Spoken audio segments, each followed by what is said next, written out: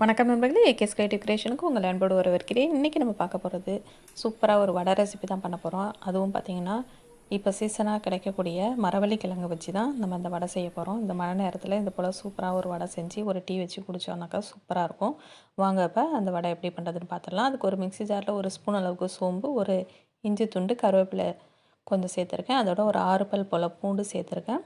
இதை ஒரு கொரகொரப்பாக அரைச்சி எடுத்துக்கலாம். இதோட பார்த்திங்கன்னா இந்த மரவள்ளி கிழங்கை நான் கேரட் துருவுற கட்டையில் வச்சு இது போல் துருவி எடுத்து வச்சுருக்கேன். அந்த துருவின கிழங்கையும் இதோட சேர்த்துடலாம்.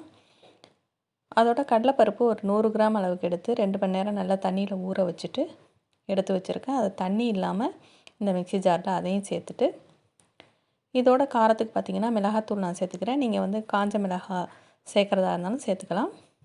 இதோட தேவைக்கேற்ப உப்பையும் சேர்த்துட்டு இதையும் நல்லா கொரகொரப்பாக ஒரு பதத்துக்கு அரைச்சி எடுத்துக்கலாம். அவ்வளோதான், நமக்கு இப்போ மாவு ரெடி ஆகிடுச்சு. இதை நம்ம இப்போ பொரித்து எடுக்க வேண்டியது தான். அதுக்கு முன்னாடி நம்ம சேனல் இது வரைக்கும் சப்ஸ்கிரைப் பண்ணலன்னா கீழே இருக்கிற ரெட் கலர் சப்ஸ்கிரைப் பட்டன் அமைக்கி சப்ஸ்கிரைப் பண்ணிடுங்க. கூடவே பக்கத்தில் ஒரு பெல் சிம்பிள் வரும், அதையும் ப்ரெஸ் பண்ணிவிடுங்க. அதில் ஆளுங்கிற ஆப்ஷன் செலக்ட் பண்ணிடுங்க. அப்போ தான் நம்ம சேனலில் எந்த வீடியோ போட்டாலும் உங்கள் மொபைலுக்கு உடனே நோட்டிஃபிகேஷன் வரும்.